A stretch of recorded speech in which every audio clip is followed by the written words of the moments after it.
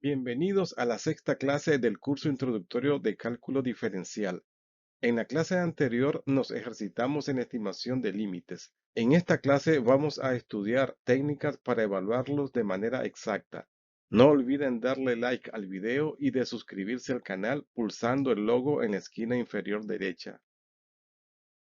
Haremos una serie de ejemplos en cada uno de los cuales se solicita una evaluación exacta de un límite.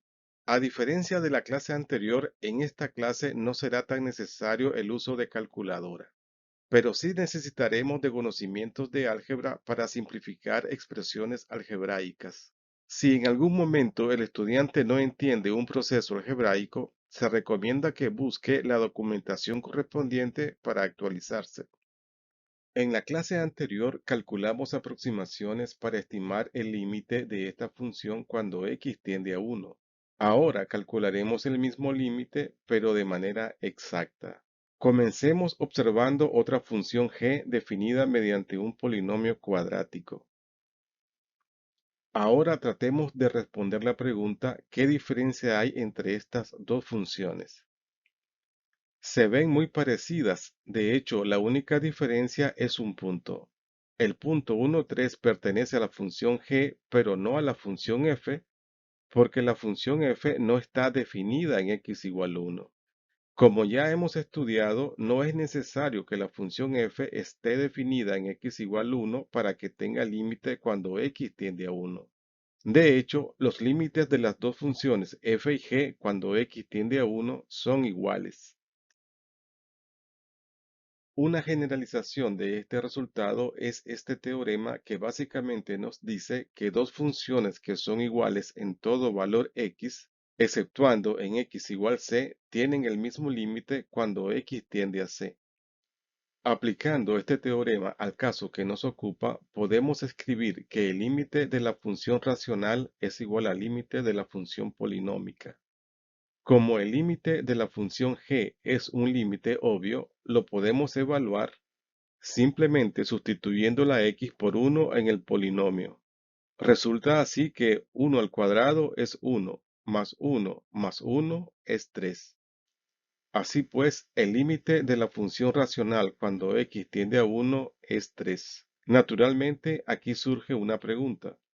¿Cómo encontrar la función g que facilita el cálculo del límite de la función f? La respuesta a esta pregunta es buscando simplificación algebraica en la función f. Para el ejemplo que nos ocupa, procedemos factorizando el numerador, que es una diferencia de cubos. Cancelamos factores comunes en numerador y denominador. De esta manera conseguimos la función g y una evaluación exacta del límite. Obsérvese que en el momento de la cancelación de factores se supera el obstáculo de la indeterminación. Como veremos en los siguientes ejemplos, la simplificación algebraica es clave para la evaluación exacta de límites. Para economizar lenguaje por conveniencia, en este ejemplo que nos ha ocupado, podemos describir el procedimiento algebraico simplemente como factorización y cancelación. Ejercitémonos con un ejemplo. Este límite fue evaluado en la clase anterior mediante aproximaciones. Ahora lo vamos a evaluar de manera exacta. Obsérvese que lo que se pide es el límite cuando x tiende a 0, pero la función no está definida en x igual 0. De hecho, produce la indeterminación 0 sobre 0.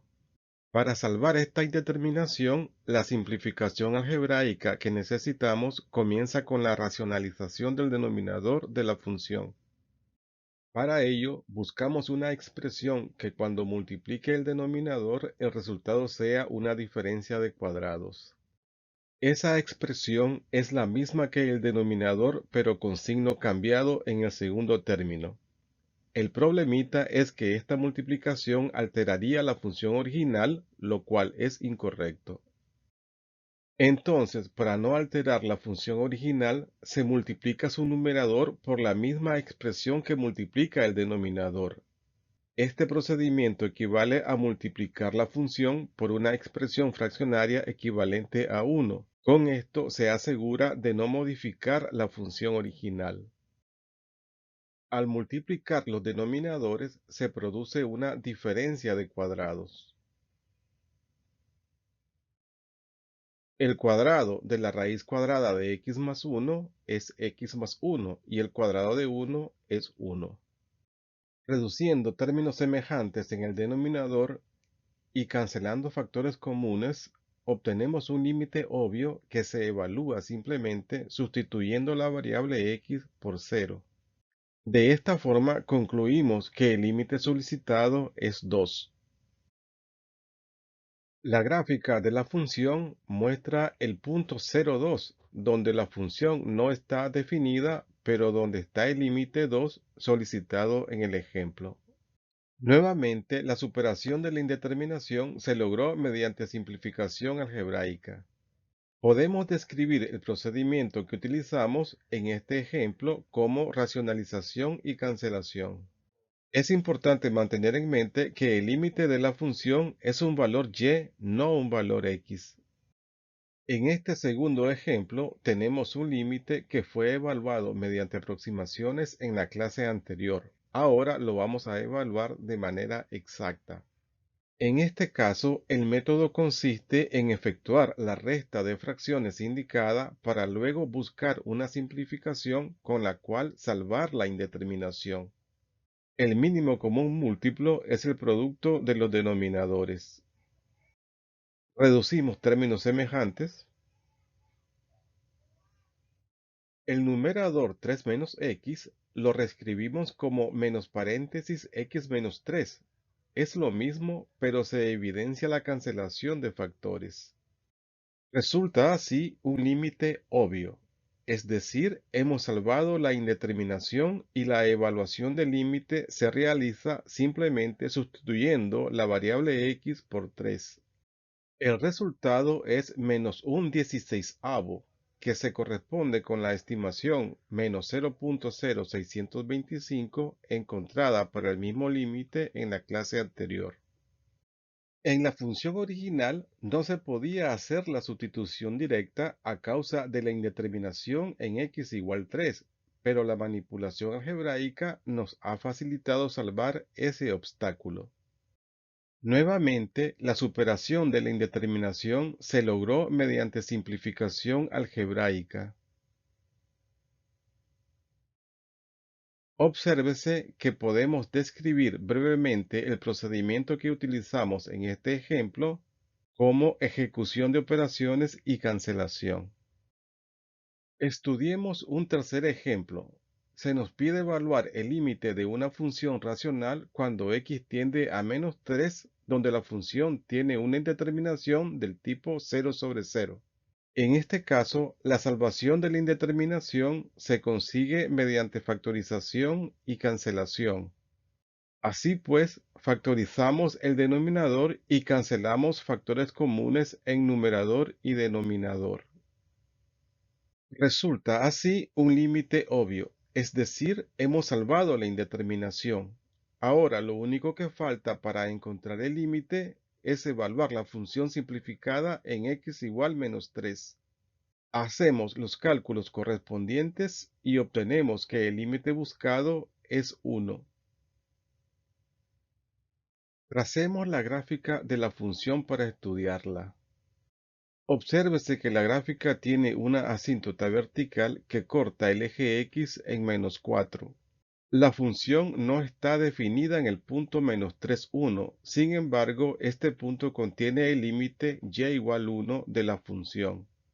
Obsérvese que el punto menos 3, 1 no es elemento de la función, aunque sí lo es del plano cartesiano.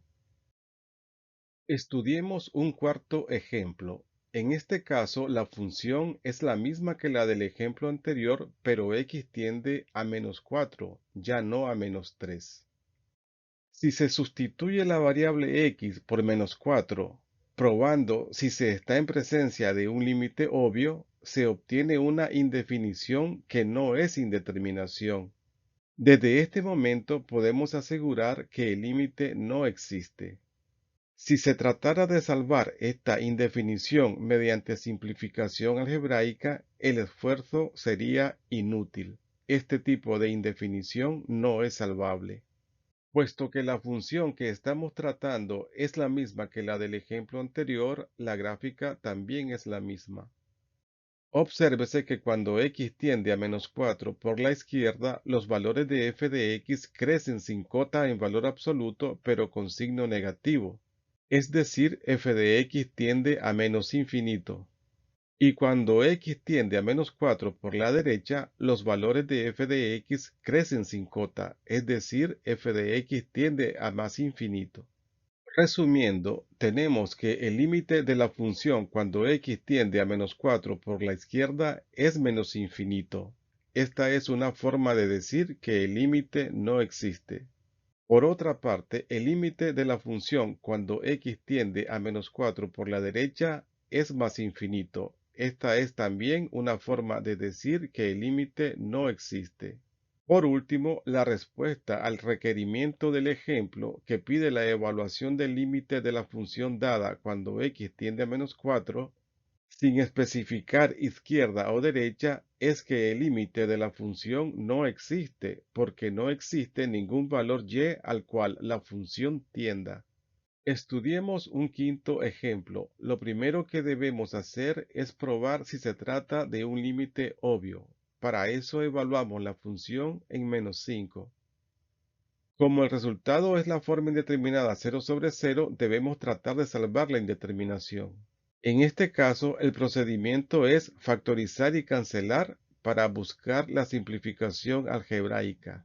Obsérvese que el numerador es una suma de cubos y el denominador es un polinomio cuadrático. Factorizamos como corresponde y obtenemos estos productos. Eliminamos factores comunes en numerador y denominador y de esta manera logramos salvar la indeterminación. Sustituimos x por -5, simplificamos dividiendo entre 3 numerador y denominador. Resulta así que el límite buscado es -25 tercios. La gráfica de la función tiene una asíntota vertical x igual -1/2.